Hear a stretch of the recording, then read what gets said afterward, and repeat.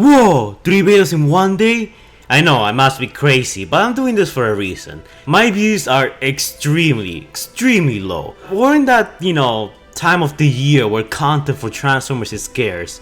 So, what I'm gonna do is I'm gonna take a bit of a break, and I'm not gonna upload until we get news while I work on some other stuff. Like right now I kinda wanna focus on the RC versus Barricade fight that I said I was gonna do. I have the script down, I just need to start recording and start editing.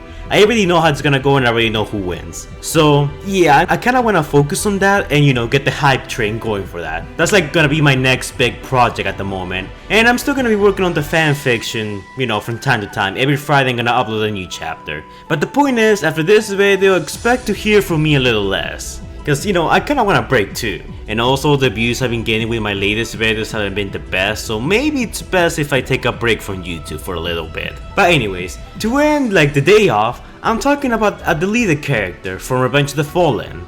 And that is Ramsack. You all know good old Ramsack. He's that old Decepticon that was a Seeker, that was Jetfire's BFF. You guys know him, right? He's like the coolest guy ever. No? No one? Okay. Alright, so allow me to explain. Ramsack was a character that appears exclusively on the Revenge of the Fallen novel. Now, I know that this is the novel and people will say, that's not canon. Well, the novel actually has plenty of scenes that were cut from the movies or were in the movies but they changed it up a little. An example of these will be the twins from Dark of the Moon. In the Dark of the Moon, novelization, we actually get the scene where the twins die. So you can say that the same thing is happening here, except with a different character. This time, Ramsack. So, where did Ramsack come from? I have no idea, but I'm gonna tell you the part where he appears in. So shortly after Sam and his merry band of misfits managed to revive Jetfire, Ramsack kinda just shows out of nowhere once Jetfire teleports the entire group to Egypt. So, apparently the energy discharge caught the attention of Ramsack, who followed them to his own space bridge portal or whatever. So Ramsack flew towards the group and he started provoking them. He started provoking Jetfire by calling him a traitor and stuff. So a small skirmish happened between the two of them. Jetfire said that they were gonna settle things once and for all. Bumblebee and the others kinda just stood back. They didn't want to help Jetfire because they were like, it's none of our business, we should probably just hang back. So Ramsack took out his gun and shot Jetfire. However, the shot kinda bounced off Jetfire, causing no damage. Oops. Jetfire abruptly ended the conflict by stomping Ramsack to death. And after that small encounter, Jetfire would state that the Decepticon's name was Ramsack and that he was one of the Seekers, much like he was. And yeah, that's pretty much it for Ramsack. It's weird.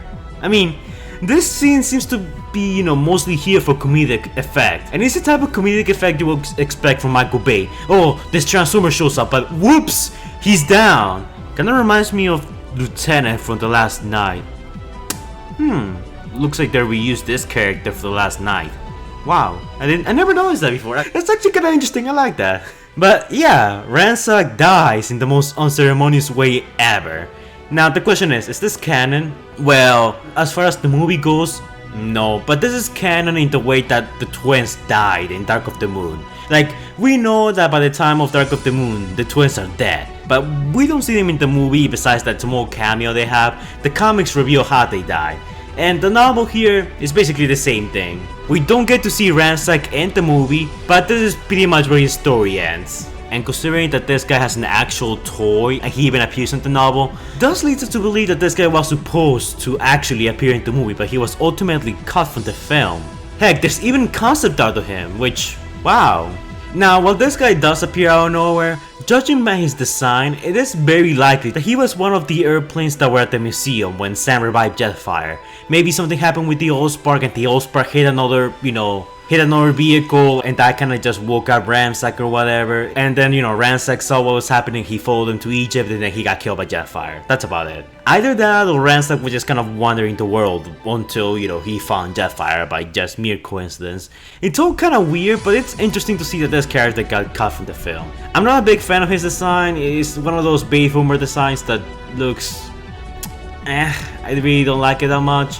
But I kinda do like his vehicle mode. Like the vehicle mode, it looks pretty cool, I'm not gonna lie. The robot mode, yeah, it's But yeah guys, let me know what you guys thought of Ramsack. I honestly didn't know this character was a thing until I read the TF wiki while I was browsing for ideas and stuff. Then I found him and I was like, whoa, that's actually kinda interesting. There's some similarities to the way this guy met his end and to the way the twins met their end. It's all very interesting, and the fact that there's concept out of him means that he was definitely gonna make it into the movie, but was ultimately cut. That was probably for the best, cause this scene kinda served no purpose other than, you know, serve as comedic relief, and it wasn't even that funny to begin with, I guess. Before we go, shout out to our patrons, Morris Prime. He has gained access to the Scout tier, and therefore he's entitled to a shout out from me. If you guys want to donate to my Patreon, links in the description down below. If you do so, you can get a shout out to your channel, you can do a collab with me, request your own videos, get special roles on my Discord, and stuff like that.